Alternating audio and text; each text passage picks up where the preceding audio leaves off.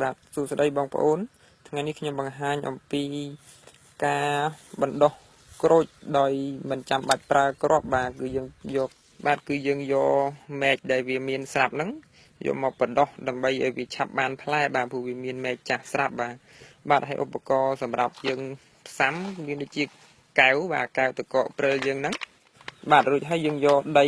ដែលវាមានជីជាតិតិចបាទន័យថាដីដែលយើងធ្លាប់ប្រើហើយដូចជាដកចេញពីថូផ្កាហ្នឹងបាទដីដែលធូហ្នឹងគឺយើងយកមកចកត់បាទយកមកដាក់ចកត់វាពេញបាទចកត់ដាក់ឲ្យពេញឬចកត់ឲ្យណែនបាទបើចកត់យើងចកត់អត់ណែនគឺវាអត់ចេញឬទេបាទរួចហើយយើងយកមែកក្រូចដែលវាមានទំហំប្រហែលជាប៉ុនធូបបាទរួចហើយយើងកាត់វាប្រវែងប្រហែលជាមួយទឹកមកបាទយើងកាត់ធ្វើម៉េចឲ្យវាដាច់ស្មើបាទកាលណាយើងកាត់ឲ្យវាបែកមែកស្មាញមកគឺវាដុះឫសអត់ស្អាតទេបាទរួចហើយយើងយកចុងកបិតឬក៏កត្រៃមកចកត់ពីលើចកត់ពីលើប្រហែលជា3ភាគពីខាងលើទៅបាទឲ្យនៅសល់ខាងក្រោមតែ2ភាគបានហើយបាទយើងឆ្កៀលវារាងហើបតិចមកបាទរួចហើយយើងយកមែកក្រូចដែលយើងកាត់ហ្នឹងយកមកដោតវាឲ្យដល់ត្រឹមកន្លែងដែលយើងចកត់ហ្នឹងបាទពេលដែលយើងដោតមែកក្រូចហើយធ្វើម៉េចយើងចកត់វាធ្វើម៉េចឲ្យវាណែនខ្លាំងដើម្បីកុំឲ្យវាអង្គើកាលណាវា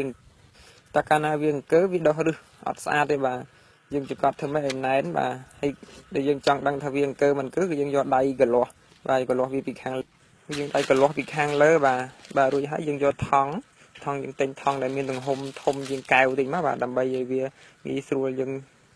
ច្រកពីលើមែកក្រូចបាទយើងច្រកឲ្យដល់ក្រោមអញ្ចឹងមកបាទយើងច្រកធ្វើម៉េចឲ្យវាដល់ក្រោមបាទច្រករួចហើយគឺយើងយកកស៊ូកងយកមកចងវាពីលើ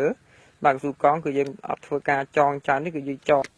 តែ2បានហើយបាទព្រោះកាលណាយើងចងច្រើនវាអាចបែកដីបាទអញ្ចឹងយើងចងតែ2មកយើងទាញវាមកខាងលើអញ្ចឹងមកគឺវាតឹងចិត្តខ្យល់ហើយ